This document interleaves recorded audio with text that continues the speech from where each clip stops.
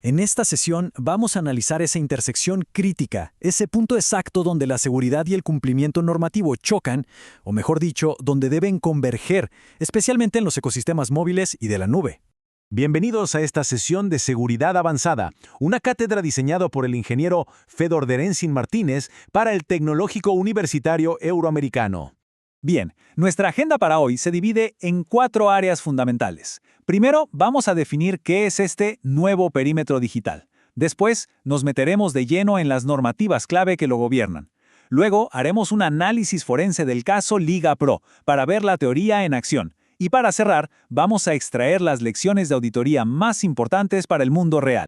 Empecemos entonces con el primer punto, el nuevo perímetro digital.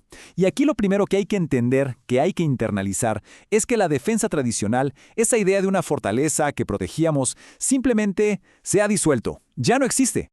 El paradigma de seguridad ha cambiado, y de forma radical. Ya no se trata de defender una fortaleza estática, no. Desde la perspectiva de la auditoría, la seguridad es ahora un ejercicio de gobernanza dinámica. ¿Sobre qué? Sobre datos que están en constante movimiento. El control, fíjense bien, ya no reside en la infraestructura, sino en el dato mismo. Ahora, este nuevo entorno distribuido no opera en un vacío, claro que no. Está regido por un entramado bastante complejo de marcos técnicos y también legales. Por un lado, tenemos normas técnicas como la ISO 27017 y la 27018, que nos dictan los controles de seguridad y privacidad. Y por otro, están las de leyes, como el GDPR europeo y aquí en Ecuador la LOPDP, que establecen obligaciones legales que no se pueden eludir. Muy bien, ahora vamos a profundizar en estas normativas. Es clave entender cómo esos requisitos que vienen de la ley se terminan traduciendo en controles técnicos específicos, en cosas que hay que implementar. La norma ISO/IS 27017 nos presenta un concepto que es absolutamente fundamental, el modelo de responsabilidad compartida. ¿Qué significa esto? Pues que en la nube, la seguridad no es problema de una sola parte. Se divide, se bifurca claramente entre quien provee el servicio de nube y el cliente que lo está utilizando. Bajo la visión del auditor, esta distinción es crucial. El proveedor es responsable de la seguridad de la nube, o sea, de la infraestructura física, las redes, el cómputo. Pero el cliente es y siempre será responsable de la seguridad en la nube.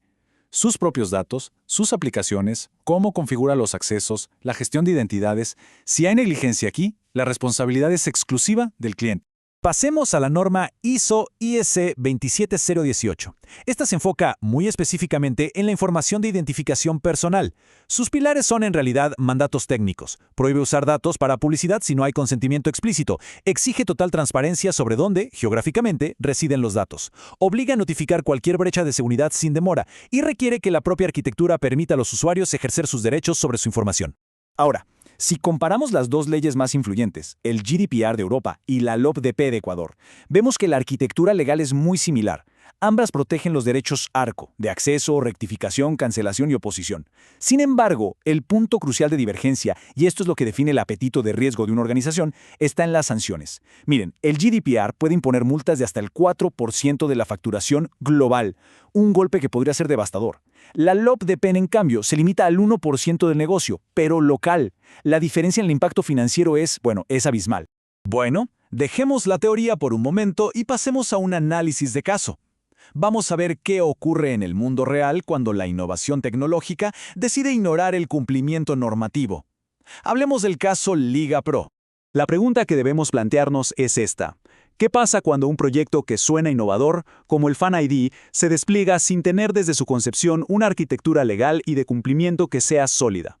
La primera consecuencia fue muy tangible, $259,644. Esa fue la multa que se le impuso a la Liga Pro por infracciones que se consideraron graves a la ley. Y ojo, que no fue un caso aislado. La Federación Ecuatoriana de Fútbol también enfrentó una sanción muy similar, casi $195,000. Esto nos demuestra una acción coordinada y seria por parte de la autoridad de control. Pero la consecuencia más grave, si lo vemos desde una perspectiva de auditoría de negocio, no fue el dinero. Fue la orden de eliminar 14,398 registros de usuarios. Entendamos esto, no es solo una multa, es la destrucción de un activo del negocio, datos que costó recopilar, procesar y que ahora son legalmente inútiles. Al hacer el análisis de los fallos, la Superintendencia de Protección de Datos encontró un problema sistémico. No fue una sola cosa. Primero, el consentimiento que obtenían era inválido, seguramente por casillas premarcadas o falta de claridad. Segundo, faltaban medidas de seguridad técnicas y organizativas adecuadas. Y tercero, y este es un agravante clave, incumplieron medidas correctivas que la autoridad ya les había solicitado. Esto ya no es un error, esto demuestra un fallo de gobernanza. Con este caso tan claro en mente, cerremos con las lecciones prácticas. ¿Cuáles son esos pilares de mitigación y las mejores prácticas que podemos extraer de todo esto? La conclusión es inequívoca. No existe seguridad en la nube sin cumplimiento normativo. Simplemente no existe. La seguridad moderna es un ejercicio holístico, integral, donde el código que escribimos protege derechos y la ley es la que guía la arquitectura. Son en efecto dos caras de la misma moneda. Entonces, ¿cuáles son las lecciones clave que nos llevamos? Primero, la arquitectura de seguridad tiene que incluir la arquitectura legal. Segundo, si se van a recolectar datos sensibles como la biometría, se necesita un nivel de seguridad y consentimiento reforzado, mucho más alto. Tercero, el cumplimiento tiene que ser proactivo y demostrable, no una reacción cuando ya es tarde. Y finalmente, una verdad para los profesionales de hoy. Saber configurar un firewall es tan importante como saber configurar una plataforma de gestión de consentimiento. El riesgo, al final del día, es exactamente el mismo. Soy el ingeniero Fedor Derensing Martínez y esto es Auditoría Informática aplicada al mundo real.